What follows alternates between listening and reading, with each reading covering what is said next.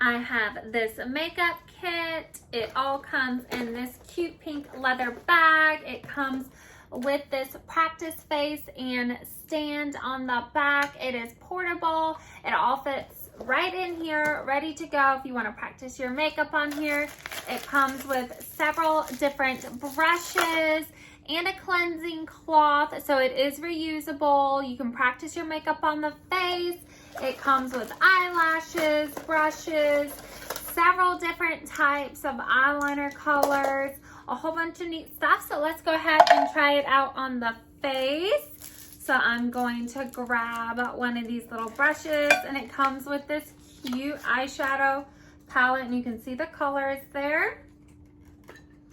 So we can go ahead and just put some on the brush. And I am not the best with this, so let's just take a look. So there you can see the color pop on the mannequin like that. We can also try some eyeliner. Look at how pretty and cute that glitter color is. I'm gonna hold this. It's a little difficult for me to do it backwards.